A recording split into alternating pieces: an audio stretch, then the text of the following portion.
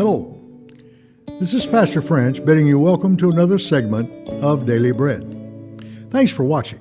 And if you're enjoying this program and it is a benefit to you, please click the subscribe button below and the bell, and you will receive updates with each new release. Right now, in the halls of government, from the cities all the way up to the federal level, gun control is being discussed because of the violence taking place all over the world. My question is this: are they actually so simple-minded as to think gun control of any kind will solve the problem? People seem to be doing a good job of killing one another well before guns were ever invented.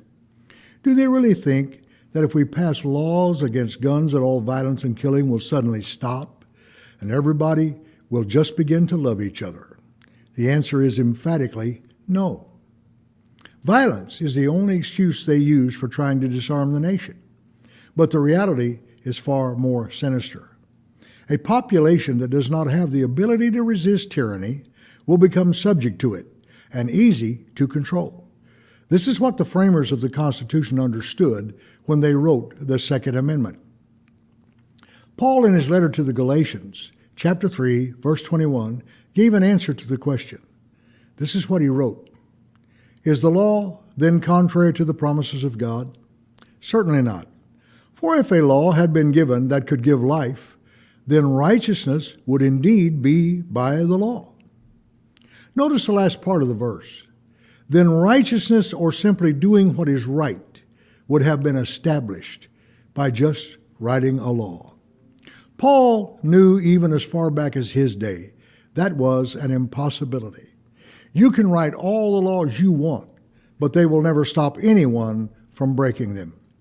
The simplest illustration I can think of to make my point is this. Our streets, highways, interstates, and so forth are all clearly marked with speed limits that are backed by laws, and if you break them and are caught, you get a ticket. The next time you're driving, stay at the speed limit and see how many others are doing the same. Our penal system in this country is full and overflowing because we have laws that prevent crime? Really? Do we actually believe laws will prevent crime? First of all, laws were not intended to prevent anything. They were put in place for one purpose, and that was to punish those who break them. In verse 19 of the same chapter he writes, "Why then the law? It was added because of transgressions, until the offspring should come to whom the promise had been made. And it was put in place through angels by an intermediary." Notice, it was not added to stop transgressions, but because of them. Had the people not transgressed, there would have been no reason for law. So according to what some would like us to believe, did the law stop all transgression? If you read the Bible at all, you would have to say it didn't. So the question is, why all the discussion about making more laws? It is simply because they do not want to tackle the real problem, not only in America, but around the world. They hope we will believe they are really trying to solve the problem so that we will vote them in for another term. However, the real problem lies in the minds of men. In general, they have rejected the Lord and His teaching, justifying any action they feel is right, expecting a good outcome. It's like teasing a lion and being appalled and surprised when he attacks.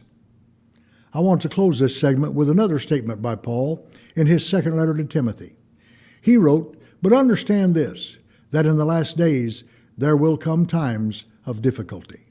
For people will be lovers of self, lovers of money, proud, arrogant, abusive, disobedient to their parents, ungrateful, unholy, heartless, unappeasable, slanderous, without self-control, brutal, not loving good, treacherous, reckless, swollen with conceit, lovers of pleasure rather than lovers of God, having the appearance of godliness, but denying its power.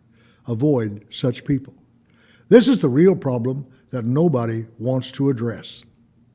It isn't guns or knives or hammers or any other weapon creating the problems we see in society today.